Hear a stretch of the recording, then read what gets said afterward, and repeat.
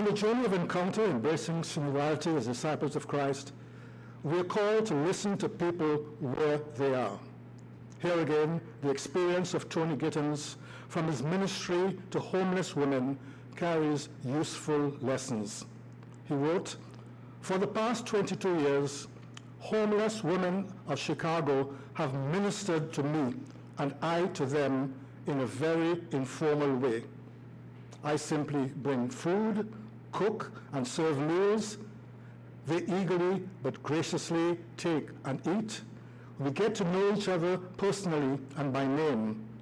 It's a kind of Eucharist. These women, the vast majority of whom it so happens are African American, mediate mission in reverse in my life. I, in turn, attempt to live the spirit and charism among these poor and abandoned women." Embracing Catholicity, Todos, Todos, Todos, is the theme of this conversation. Who is included in this Todos, Todos, Todos? Whose voice, whose story, whose identity matters? One view, in an erroneous interpretation of Ordo Amoris, which made the news, affirms that, quote, you recognize it, "You love your family, and then you love your neighbor, and then you love your community, and then you love your fellow citizens in your own country, and then after that, you can focus and prioritize the rest of the world." Pope Francis put us on the right track, challenging, refuting this interpretation, pointing out that, quote, "Christian love is not a concentric expansion of interests that little by little extend to other persons and groups. The true Ordo Amoris is that which we discover by meditating constantly on the parable of the Good Samaritan. That is, by meditating on the love that builds a fraternity open to all, without exception. I find in Martin Luther King's vision of the beloved community helpful moral pointers on how we can embrace Catholicity in practice.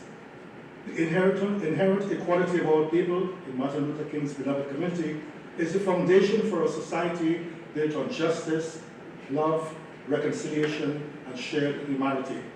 It insists that no one is disposable, and that peace and justice are only possible when we recognize and honor the equal dignity of every human being. An underlying premise for King's focus on the inherent equality of all people is that the moral law does not operate in a separate sphere from the lived reality of social, political, and economic relationships. As theologian John Sobrino reminds us, our spirituality is our profoundest motivation.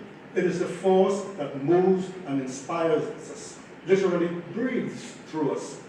It is the inner life of the cup. But our spirituality is not just interiority. It is also our choices and actions. It is where spirit is given flesh, where intention becomes action, where we practice what we preach. Our spirituality shows up just as much in how we spend our money, our time, our abilities, as in how we say our prayers. If you like, it is how we use the cup. What disappoints and leaves me dissatisfied as a lay Catholic living and working in the world is how often the vision of faith that I hear presented and preached so totally separates the inner from the outer side of the cup, inner spirituality from its external expression. This was not the example that Jesus set for us. In this passage from Mark, Jesus explains how loving God and loving your neighbor are interrelated. You should love the Lord your God with all your heart, and with all your soul, and with all your mind, and with all your strength. And the second is this: you shall love your neighbor as yourself. There is no commandment greater than these. What I too frequently hear are homilies focused solely on individual piety and salvation, on my relationship with God. Of course, love of God is the foundation, yes, but there is total or near total silence on the second part of the commandment Jesus left us. As the Synod and Synodality working document put it, Looking upon the Lord does not distance us from the tragedies of history. Instead, it opens our eyes to those suffering around us, and we are pierced. The faces of war-stricken, terrorized children, weeping mothers, the shattered dreams of so many young people, refugees who face terrible journeys and terrible treatment, the victims of climate change and social injustice. Going beyond a focus limited to what Mother Maria of Paris termed self-salvation alone, we can instead seek to be guided by Jesus in our interior life and in the external world of our relationships and interreactions. We do this in the spirit of what Pope Francis calls integral ecology, recognizing the interconnectedness of all aspects of life: environmental, social, economic, cultural, and spiritual. Looking back, I find hope in my experience as a parishioner in the McMaster Catholic community in the late 1960s and 1970s with Jesuit and Puritan chaplains. It was a very engaged community composed of student staff, faculty, and people from the neighborhood. I recall shared homilies at Mass. We had a lively student organization and thought-provoking graduate and faculty discussion sessions that introduced us to theologians like Karl Rahner, Karl Barth, Hans Kuhn, Gregory Baum.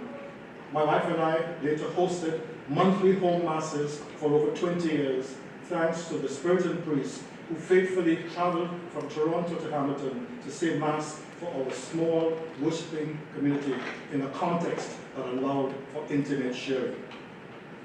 What gives me even more hope is my experience as a lay Puritan, which is very different from my overall experience as a parishioner. My contribution to the Puritan mission as a lay associate is valued. For example, as a North American lay Puritan delegate to the 1998 Puritan General Chapter in Maynooth, Ireland, I participated in all the discussions, including serving as the recorder and reporter for my discussion group. I represented my English-speaking Canadian Puritan province on the 3-person team from the 3 North American Puritan provinces that planned a week-long gathering of professed and lay Puritans to reflect on and discern our Puritan mission, our Puritan response to the needs and mission in the contemporary North American context. I also was invited to serve as moderator for the Puritan provincial chapters in both English-speaking and French-speaking Canada. This pattern of consultation and inclusion gives me a hopeful taste of how a synodal church, under the guidance of the Holy Spirit, could embrace synodality and our Catholicity. Pope Francis has set the tone and provided us with a model by inviting lay members as active participants in the Synod. Synod and synodality included 70 lay Catholic representatives with full voting rights, comprising 20% of the total participants. 54 of these lay participants were women. More than a quarter of the total voting members were not bishops, including these lay people. He set the tone for us. Our faith is our deepest motivation and support as we try to discern and follow the example of Jesus and the guidance of the Holy Spirit in our life's journey. May the Holy Spirit guide us in our conversations as we discern together how to practice synodal encounter and more fully embrace our Catholicity. Todos, todos, todos. Thank you.